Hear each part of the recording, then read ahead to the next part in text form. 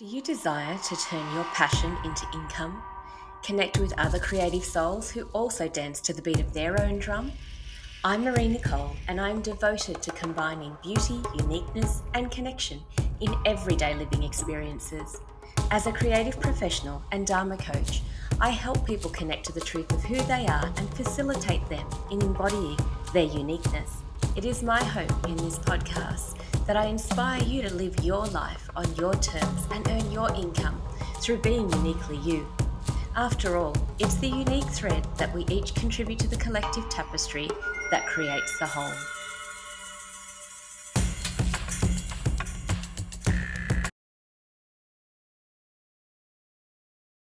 I'd like to introduce Wendy Rix from Wen's Art. Now, Wendy came into Creators Nest a few years ago now. This was pre-COVID even. And as a customer, we just connected. And then I ran a competition where I was offering coaching for anyone who was interested, and Wendy won. So we got to know each other even better through that process. And I'm really glad we did, because I've loved actually hearing more about your background story. And that's why I've asked Wendy to join us today to share her journey as an artist, earning her living doing what she loves. So, Wendy, I'd like you to give us a bit of background into what you were doing before your art and how you transitioned into it as an income stream. Well, I've been doing art for a long time, even while I was working elsewhere. So by training, I'm a registered nurse, no longer registered. So I was doing that.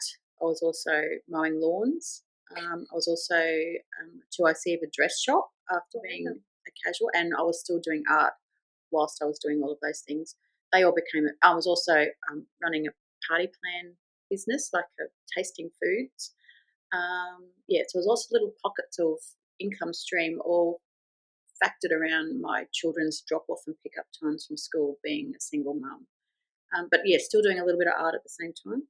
And eventually I just transitioned out of nursing and straight into art. Yeah. So how long ago are we talking about here? How old were your children? I became a single mum when they were 9 and 10. And they're now 28 and 26. They're now in their 20s. The children are now in their 20s, the later half. Yeah, wow. Yep. And so were you actually earning an income from your art at that time, or you were practicing art? I was little pockets of money, but not full. I couldn't live on it. No. So what were you doing? Did you have exhibitions, or did you sell at markets, or you went straight into murals? Yeah, murals have just come about later. No, I was just selling through word of mouth, a few commissions for a couple of schools, and then I got a request to come down to Canberra to do a classroom, because my sister is a teacher here. So I said, I can't do that in a classroom because I'm not a teacher. I don't know how to talk to children. They're a bit scary. And she said, you just talk about your art. And from that, it just blossomed into huge amounts of classroom work, teaching art. And then that went into murals as well. It just all came into place one after the other. And now I'm completely booked until next year. And it's all classroom work and murals. Fantastic. So they're workshops that you're running in classes? Yeah. So each class gets their own time with me to create a story, usually factored around the NAIDOC theme, which helps the curriculum. I do a PowerPoint about where I'm from, what it looks like, where my family are from, and why we're doing the art and the importance of whatever the story is. Can you give us a little summary of that? Well, this year the NAIDOC theme is for our elders. So the PowerPoint, which I will be making when I leave here today for tomorrow, will be pictures of where I'm from, but also more photos of my elders and the importance of the things that they've taught us. And so relating that to kids for their own family, so for their mums or dads, grandparents, uncles, aunties, and what they mean to them from what they're teaching. Yeah. So and then they'll create an artwork based on the U shape, which is a person. Okay. So I show them how to do that, and then we draw or paint, together. And then they get to take that home. And they take that home, yeah. That's beautiful. So what about your murals? How do you decide on what goes into a mural? The murals, well, they're normally at schools. Most of them have been at schools. So I look at their website. Some schools have an idea. Some schools look at my work and say, we like that kind of look. But mostly, like the one I've just done, they've just said, just do what you do. And that I have a blank wall. Wow. And I just get out a piece of chalk and start drawing a couple of things and start painting. So I don't even know what I'm painting until I pretty much get here. So you do it all spontaneous on the spot? Yeah. Which is nuts. I don't draw any, I don't have any plan. Yeah. I mean, I might look at the website and go like, oh, well, their mission is love, life. Most of them are Christian schools. Yeah. So I go, oh, well, I can work with that. I have to work with the space. So there's drain pipes and windows. Their budget, I have to work around their budget and my time, what the wall is made of, brick that's easy to paint on or brick that's not easy to paint on, timber, undercover or not, yeah. So there's lots of things to consider, how much prep I have to do for the wall to start with. That is a very unique business to have. And to transition into that, that just unfolded through doing workshops in the children's classes? Yeah, it was just, the first mural was a ground one up in Queensland, and it was by doing workshops at a kindy, and it turned out that the director of the kindy, we were actually related, but we'd never met. So her great-grandmother and my great-grandfather were brother and sister. Wow. So it was just only that they saw Gadooga sticker on my car that she just went, I think we're related, and we were, and yeah, her mum knew my mum through people, we all end up being related, and she just said, hey Cuzzy, can you do a big one on the floor? And I went, I can't paint on the floor. She says, yeah. So I investigated paints, and that was my very first one, and it took 3 weeks over Christmas holidays, and it was really hot in Queensland, but it's obviously still there, and it's still. Do you go back and check on it? I've been a couple of times to check on it. Yeah, I've changed paint brands since then, but of course you learn along the way. I've been learning. Yeah. So they get to walk on it and play on it every day. That's beautiful. It was about 75 square meters. It was huge. Yeah. My goodness. I was really sore. How did you work out how much paint you needed? I don't have no idea how much paint. So I just turn up with litres of paint. I probably had about 200 litres of paint in my car. Wow. And I'll probably take, I don't even know how much home. Yeah, I just go I think I'll need those colours. So, okay, coming from nursing to an artist, you were an artist before, but was the nursing just for secure income? Is that, or did you have a passion for nursing? Well, nursing was what I did straight from school. Okay. So, yeah, I just thought I'll be a nurse. Yeah. And then, so what led you then to start doing your art? I think I just always liked art. So I always liked doing some sort of art and craft, and I was dabbling in country crafts when my kids were babies and just for a hobby, and that turned into recycled furniture, so painting country scenes on furniture, which didn't sell. In your Aboriginal styling? No. So pumpkins, lime, birdhouses, all that country craft signs. So I was cutting all the signs myself and bought myself a scroll saw and cut out things. That was, I'm going to say 20 years ago. Yeah, probably about 20 years ago. So it wasn't that big a seller. I mean, everyone was doing it seemed. So, and I didn't like all the little things, so I started doing recycled furniture, and that took a lot of effort, and you just couldn't get your money back, So I just stopped doing that and got a real job, like in this kids' school, the holy grail of jobs. But I would do art with kids, and I always was like the art gallery at the Fate, and I always liked doing those little things like that. So what brought in your Aboriginal art then? I think one day I just went, I should just paint on a canvas. People will probably buy it. So, and that's what I wanted to paint. And it just happened. And then I spoke to some my great uncle and made sure that what I was painting was okay. And because he's an artist too and a respected elder, so he said, "Yep, what you're doing is good." And I've got cousins who paint, and my mum's cousins who paint. So I went, well, we're all doing this similar thing. So, yeah. So this is not unique in your family then, like people earning their income through their art? No one earns their income. Okay. No one has a business as such. Yeah. So how then did you find the drive to keep going with that without an example around you? Yeah, I know, because I don't think anyone in my family is a business person. There's no business minds in our family. We just work. I think I got really sick, so I had to leave. I didn't have to, but I chose to leave nursing because I was sick. And by then I had sold a house, so I had income. I had savings, I should say, to help me kick it off. Yeah. Then eventually it just started growing. So, yeah, the savings still went down.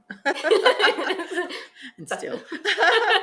But I'm proud that I never had to borrow any money. Like I've just been using what I have to keep it going. And then now it's, I was so excited when I had to pay tax for the first time as an artist. I was really excited. Of course, that's a major milestone. Yes, I got a tax bill. I've made it. I think there's a second thing that you said you're excited about, and that was paying a bookkeeper. And then I had to pay a bookkeeper. I got so excited. And that's awesome. Yeah. I mean, because not a lot of artists actually set up their website and have, you've got your Instagram and actually turn it into an actual business. And that's a hard thing to do. And while there are artists out there that are earning their living, it still is a big step, especially if you don't have example around you. So what do you think actually gave you that determination to keep going? Because I felt I didn't have a choice, as in this is what I want to do. So you have to make it work. And as much as all that admin stuff is painful, and you have heard all about that before, it's also necessary. And I had to find people to talk to, like yourself, and a guy that does my reproductions. He's a really good business mentor. So I just had to find people that would reassure me that what I was doing was right, or encourage me to go even further. So he goes, that particular guy, Mark, will say, you're ready for the next step now. So I've now got a marketing person to help me redesign my website and remarket myself. So being able to pay him to help me do that, which is currently happening right now, was pretty exciting. People who just say people want what you do, so why not do it? Yeah. And why not make money out of what makes you happy? So absolutely, because that filters out into everybody else in the family too. Yeah, and I feel like I can support more people then, like my parents and my children. Yeah. And your children, have they followed their own dreams with the example that you have set? They're trying, yes. Well, one is a playwright, actress. So yeah, she's the starving artist.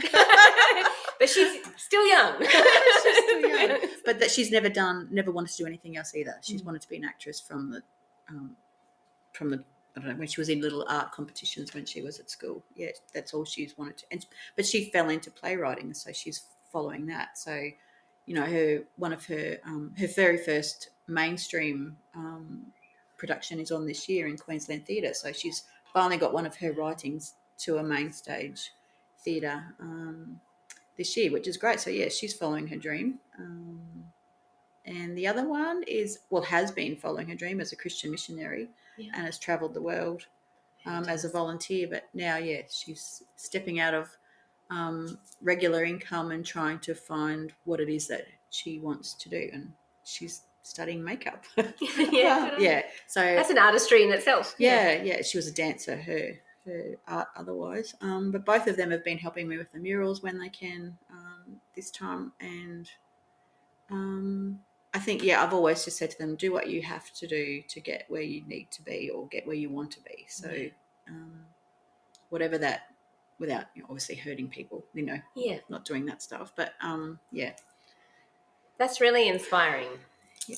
And then the thing that I wonder about it is, what did you find the most challenging along the way? Lack of funds. knowing that I was slowly eating away my only security, which was the sale of a house and what was left from a sale of a house, and knowing that if that goes, if no one's buying my paintings, then I have to go back to nursing. I have to find a job. So I work a lot to make sure that that doesn't happen. Yeah. Yeah.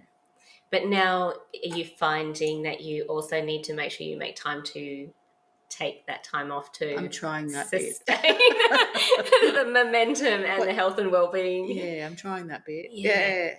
That is definitely a challenge for anyone that works for themselves. So to have a day off. Yes. Yeah. And a holiday. You had a holiday last year. Yeah, I got one booked in March as well. So, but that was the first thing. So I bought a huge whiteboard before Christmas, and that was another thing. My youngest daughter now works for me one day a week. So fantastic. So she created this big whiteboard planner for the whole year, and the first things that went on it, you'd be very proud of me, was my holiday. Yeah, good. So the holiday was marked in first. Yeah. So that's booked, and I'm going on a holiday. But that's March. Like setting up your milestones. Yep. I've got to make sure I get enough to cover that holiday. Yeah. And I'm going, well, there's murals. That should be fine. Yeah. Fantastic. Mm. So the youngest is a playwright who's working. She's a barista. Okay. She's the assistant to her pastor at her church. She works for me one day a week, and and now she's doing a makeup course. And that, diversifying income streams for some people can sound scattered, but in my mind that actually adds more security to the whole process, because if something falls down in one part, you've still got the other thing that you can build up. So I think, good on her for doing that. And that's why I do it as well. I just can't. Ideally, it would be an amazing artist job to just paint a painting and people spend thousands of dollars and they buy it as soon as you finished it. That would be like a dream, but that's not going to happen. So... Well, you never know. But that, one day I'll be too old to do murals, so of that scale. So doing murals, working in classrooms, selling fabric, like creating, doing commissions, all those little pockets. You have plates. Last time we spoke, you had some plates that came in. Are they something you sell through shops? Or? I haven't done that. I haven't sold any plates yet. Yeah, I'm just been working on those with my great uncle, because he was a ceramicist and now he paints on greenware, bisqueware. So he thinks my work would translate really well to ceramic. Yeah, fantastic. So I've just done some more with him in Wollongong recently. But they're all new little things. I'm just dabbling in, trying to work out how that would work. You learned now that you wish you had have known back then? I wish I could have known then about, but I don't even really want to know about bookkeeping and that sort of stuff. That's why I've passed it on. Yeah. You just said was actually key, because knowing about bookkeeping, not that you enjoy doing it, but still knowing about it benefits you, because now you know what someone's doing when they're doing your books. Rather than just handing it all over and not having any idea. At least you've been through the process. Try to, I mean, in my very first I went to accountant, I had a shoebox full of paper. Yeah. And said, well, I've put them in order of date. And it cost me a lot of money that year. So I learnt then not to be more organised. Yeah. And then tried to be more organised each. But then it would still take me 3 weeks, and then your receipts are fading, all that sort of stuff. So learning about a bit of technology with apps that record that stuff straight away has been helpful. Yeah. And then obviously paying a bookkeeper. So I do know a bit more about what she needs to know. Yes. Because I tried it myself. Yeah, fantastic. Unsuccessfully, but yeah. No, well, there's no failure. It's all learning, right? That's right. Now, I just want to check my notes, because I did have... Oh, okay, so you just said before that you've taken on someone to do your marketing. So before that, your marketing strategy was? Post once a day. Post like at dinner time. Yeah. That's actually the peak period. So but it depends on your work that I've learned as well. So it depends. Your audience mightn't be on there at dinner time. If they're all women who might be a bit younger than me, they're all doing dinner then, like they're cooking dinner. So there was more like the workshops that I'd done about social media were like, these were the peak periods to post, blah, blah, but it was blanket. Yeah. So this guy, I just did a workshop with him, a one-off workshop. to start with, just to see if because he had I think we had a free Zoom one or something to start with, and then if we would fit, then we could do just a one-off workshop. And then in the end, I spent a day with him, going through what it is that I do, and then if he could help me. Yeah. And then now we've taken to the next step, and what is creating a website and that sort of stuff. And I'm actually dropping the Wen's Art name because rebranding. Rebranding and everything. So it's just me. It's me. So it's just Wendy Rix now. Yeah. So that's exciting. I mean, it's still Wen's Art because nothing's happened. But so rebranding. I said, I've just got my bus wrapped. So I've got to drive a high-ace with a big artwork with Wen's Art, but you can just easily remove those bits. But you can just cover it. Yeah, they're into, and that's probably why they do it. Because if you change your website, if you change your email, those bits just come off. Fantastic. Yeah, so that'll have to happen when it happens. Yeah. So tell me about your bus. Like, can you share an experience you had last year with your bus? When the tyre blew? That one. Yeah, because that is something that would make people go, I'm not doing this anymore. As I'm driving like at 90 kilometres along was Max Reef Road out towards Bungendore. I don't know, it was dark, but it was in Canberra in the winter. It is dark earlier anyway, but it was like probably 6 o'clock-ish, really, it's quite windy and quite high traffic as well. It might have been a Thursday or Friday night, and and the back tyre just blew, and I lost all control of the car, and I was on the wrong side of the road and just praying that no one was coming the other side. It probably lasted seconds, but it felt like hours. Just trying to fight control to bring the car back over because it's, double lines. You're not supposed to be on that side of the road. And to bring it back over, and then I got it off as far as I could. It's just one lane each way. And then went like, whoa. Yeah, and I got out and my tyre was completely in two pieces. The rim was skidding along the ground, so the rim was flat. Caught up in the handbrake cable and everything. I couldn't actually drive it. And then, And how much paint did you have in it? I don't know. I'm not sure. It was full, wasn't it? It was probably full. Yeah, I'm going like, oh, man. Oh, RECQ man's going to have to lay on the NRMA guy's going to have to get on the ground, and it's out on the road, like this traffic, and it was a bit scary. And then once I called him and then looked at the tyre and rang my family, and cars came then to stop other cars from driving really fast because, of course, it's the tyre that's on the road. I said I can't get it off any further, and it was lucky because there was like a big drop sort of beside it. So someone was looking after me, and one of my friends is going like, oh, I think God was with you in the car that night. And I'm going like, and all the disciples, I've got 12 seats. So, they're all in there because, no one was driving the other way. Like I would have killed someone.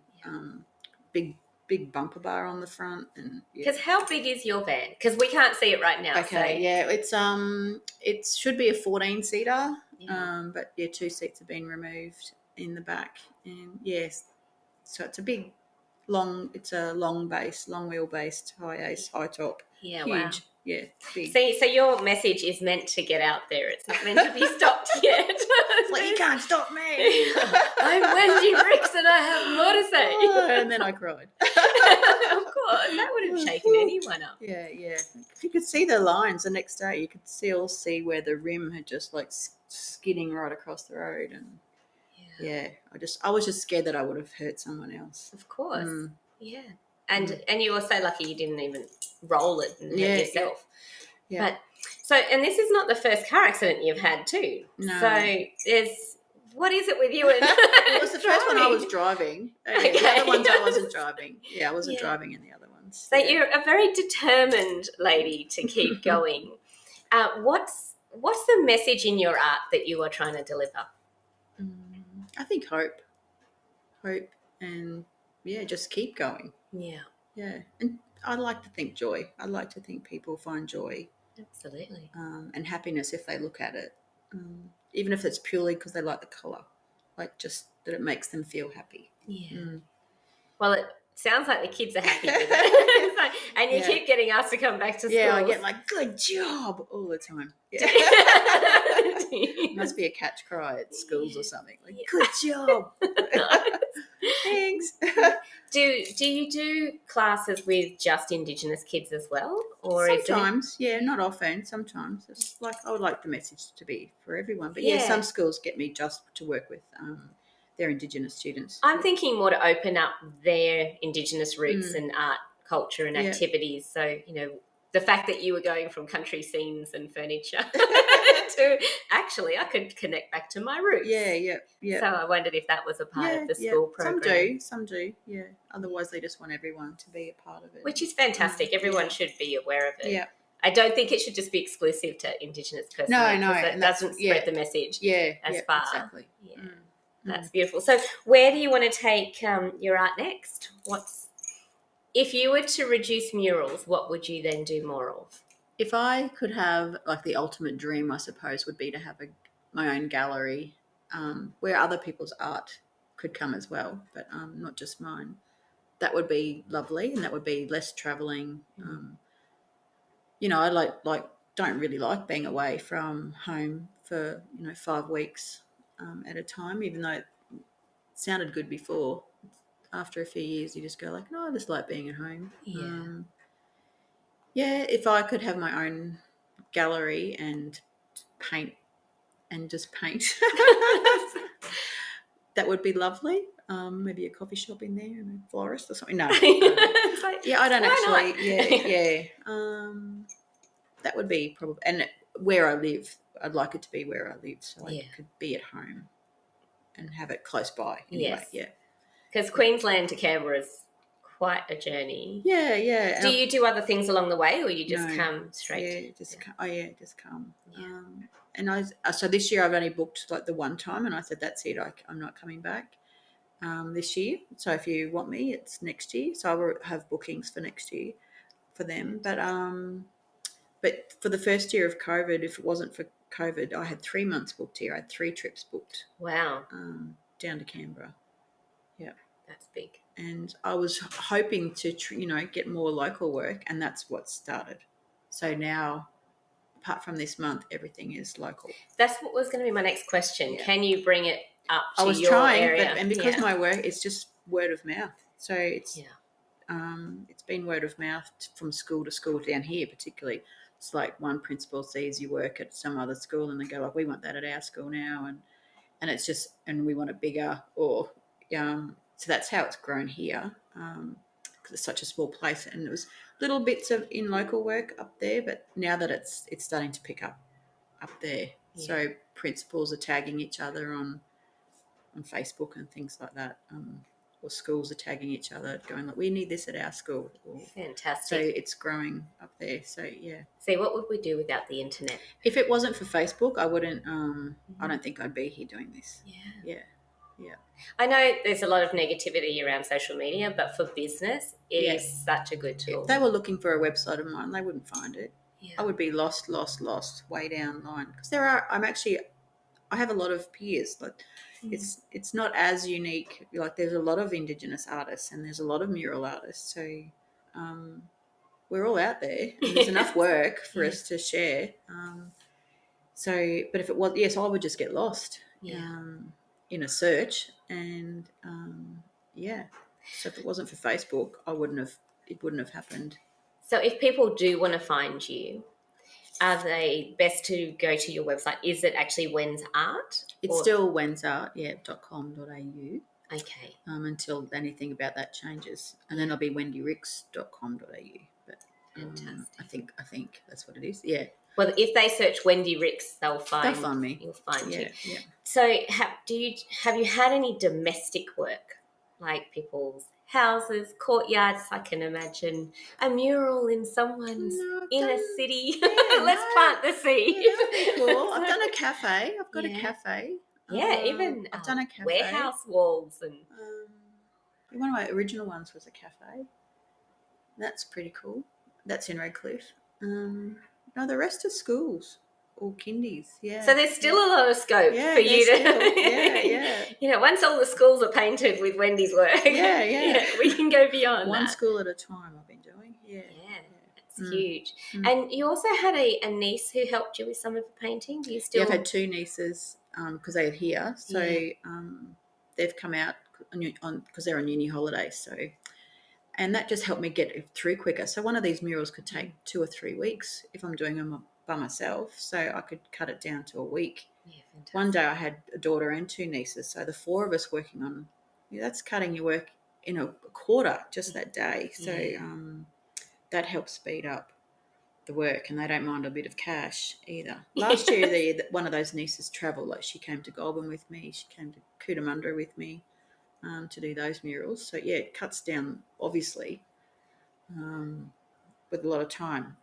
And they've all said, we don't know how you do this on your own. Like, so how do you do it on your own? I just keep painting. It's very meditative. Yeah. It's very calming, but then I get a bit stressed when I'm like, oh man, the rain's coming. I've got to get this done, or I've got to work under tarps, or I've got to, it can be a bit stressful. Or if it rains for so long, then all that work is cancelled. So then where's the income?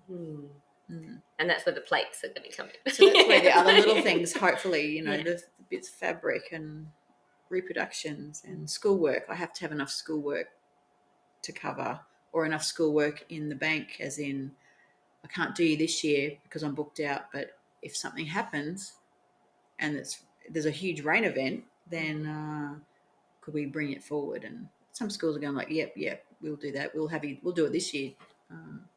Other schools with murals and things, so they'll just change it to let's paint on timber and get it mounted. So then at least you're still getting work. And I was very grateful during COVID that a couple of the schools in Canberra said, we still want your work. How do we translate it from you painting with the kids down here to you still doing it from Brisbane? So I created work on timber and then had it sent down, and then they could mount it. Yeah. So they said, we want you to be able to work. So I'm very grateful. Yeah, that's fantastic. So if somebody was starting out as an artist, what would you tell them would be, this is what you need to consider? Run. No, they can't be, because how long have you been going for? Like full time, like 7 years. Yeah. You're not running yet.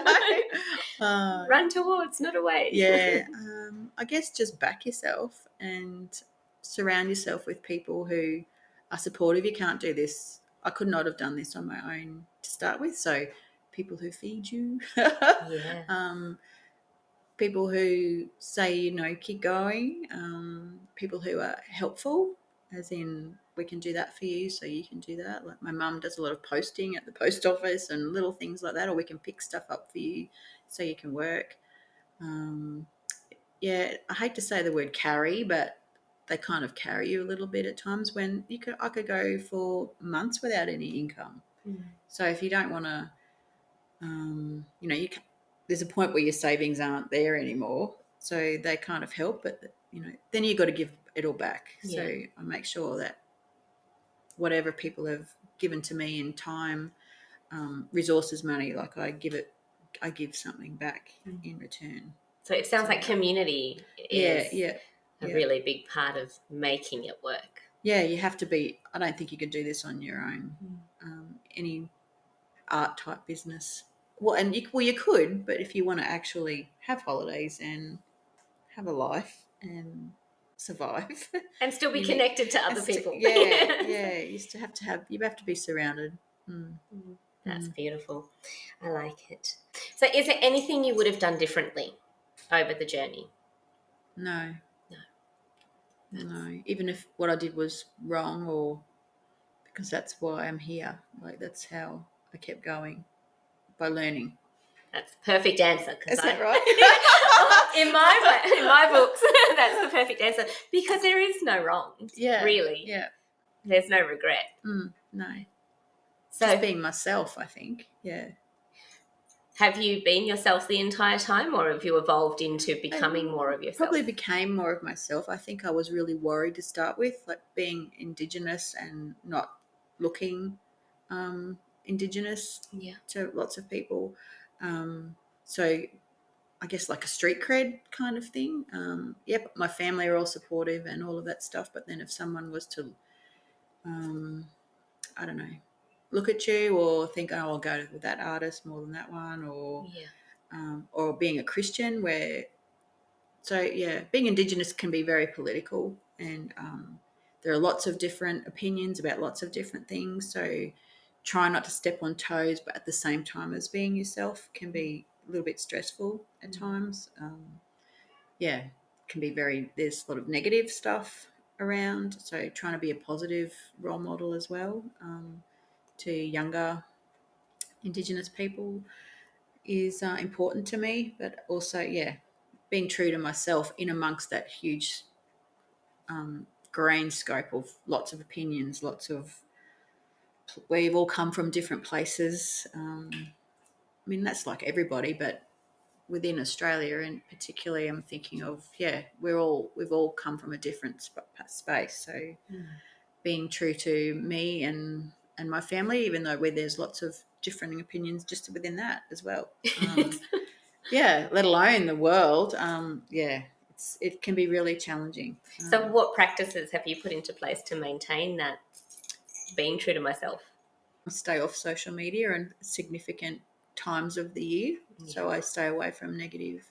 I don't share anything that I think is negative or too controversial. And I know that even in saying that is controversial. Like I should be sometimes a bit more of an activist, but I think my family have always just been hard workers, and we'd rather educate by being true and helpful rather than being negative.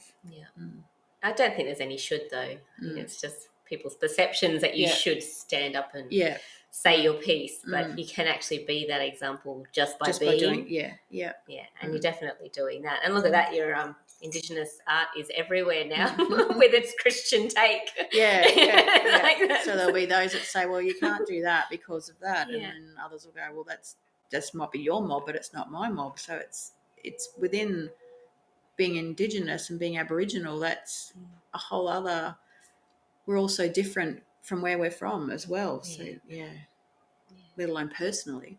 I think it's amazing that you have not pushed through. I don't like to use the word pushed, but maintained the determination even through all the challenges, because it sounds like it is actually being authentic to yourself and what's in your heart. And so keeping that drive and being that example for other people that, it is actually okay to be you. You don't have to try and fit into what the expectations are. So I thank you for doing that on behalf of anyone else who's like, I can't be me. Well, I don't really know who else to be. Like, I'm not very good at lying. I'm not really good at making anything up. No, I do. I make a lot of things up. No. It's just, and as you get older, that's also, you sort of care a little less. Because you go, I'm only here for this time, so I may as well be this person. Yes. That's a true wild woman. It's like, I take it or leave it. I am myself. That's pretty much it. Yeah. Doesn't get any better. No, I'm the vintage best right now. That's awesome. Well, thank you so much for being here, Wendy, being that inspiration for everyone. And I will, in the show notes, include all of the details of how to find you. Okay. Because there is a way for people to take your art into their home, and I'd love for that to be the case too. So if there's anything else you want to share, or you're happy to leave it at that. I'm good. Yeah, good. Thank you. So lovely. Thank you for being my first podcaster person. Thank you for being my first interview. I'm just as nervous. So don't worry. It was wonderful. Thank you. Thank you. Thank you so much for your time. I know how valuable it is, and I hope you got value out of listening to this podcast. If you are looking for a coach to support and guide you through your own unique journey of creating a life you love, then reach out for a connection call. And if you'd like to connect with other creative souls in person by joining us at a workshop, a retreat, or to book a unique shopping experience here at Creators Nest, I run those by appointment. So check out the website for more details. The link is in the show notes. Oh, and please leave a review. I'd love to hear any insights or inspirations that were activated in you from this podcast. And I look forward to drumming, dancing, or soaring alongside of you.